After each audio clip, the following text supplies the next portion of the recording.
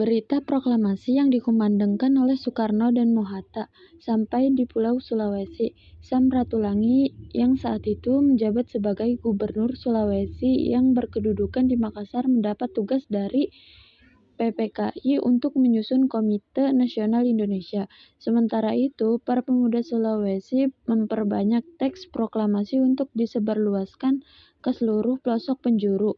Atas inisiatif Manai Sopian dan kawan-kawan, dibuat plakat proklamasi di rumah A.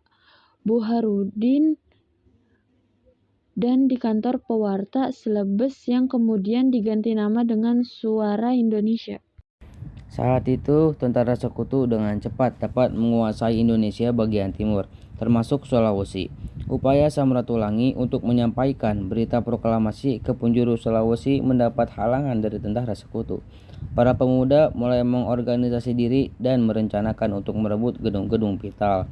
Pada tanggal 28 Oktober 1945, kelompok pemuda yang terdiri dari bekas Kaigun, Heiho, dan pelajar SMP bergerak menuju sasarannya dan mendudukinya.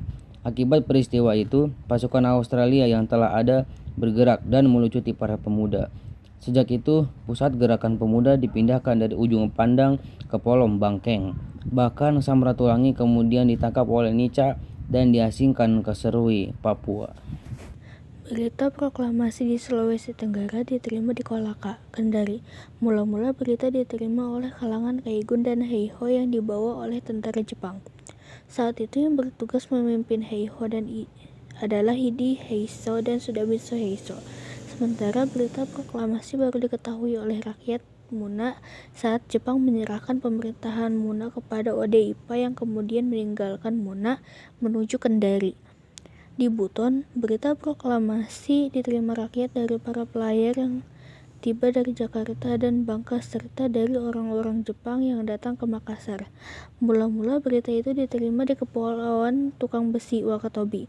Di Sulawesi Tengah, berita proklamasi diterima pada tanggal 17 Agustus pada pukul 3 waktu setempat. Berita itu diterima Abdul Latif dari tentara Jepang yang dikawal dari 2 tentara Heiho dari Sulawesi Selatan, yaitu Saleh Topetu dan Jafar. Perwira itu mengatakan bangsa Indonesia sudah merdeka. Di Manado, berita proklamasi pertama kali diterima di markas besar tentara Jepang yang berkedudukan di Minahasa. Di markas itu terdapat alat-alat sarana komunikasi yang mempekerjakan tenaga Indonesia, di antaranya adalah AS Rombot. Saat itu, Rombot sedang mendapat tugas untuk menerima berita Domei dari Tokyo. Pada saat itulah berita tentang proklamasi yang disebarkan di seluruh penjuru dunia itu diketahuinya.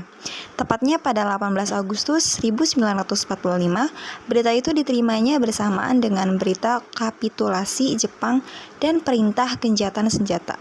Segera setelah bertugas, Rombot mengontak W.F. Sumati yang saat itu sebagai Dainansho Bo Eitei Shintai di Tondano. Kedua tokoh itu kemudian menyampaikan berita proklamasi itu ke tokoh-tokoh nasionalis. Berita itu kemudian disebarkan ke Sangir Talaut, Bolang, Mongondo, dan Gorontalo. Setelah berita proklamasi kemerdekaan tersebar ke seluruh penjuru Sulawesi, sejak itu pula bendera merah putih mulai berkibar menjadi lambang Indonesia merdeka. Cita-cita yang sudah lama diinginkan oleh rakyat pun terwujud. Di Sulawesi Tenggara misalnya, bendera merah putih dikibarkan pada 17 September 1945 dengan dipimpin oleh D. Andi Kasim. Di La Susua, bendera merah putih dikibarkan pada 5 Oktober 1945 yang dihadiri oleh Kepala Distrik Patampanua dan beberapa pimpinan pemuda RI di Luwu. Sementara itu, pada 14 Februari 1946, B.W. Lapian sebagai pemimpin sipil pada saat itu memimpin pasukan pemuda bersama Letkol Taulu dan Serda S.D. Wilson merobek bagian biru pada bendera Belanda di tangsi militer Belanda di Teling, Manado. Peristiwa heroik itu menandai berkibarnya bendera merah putih.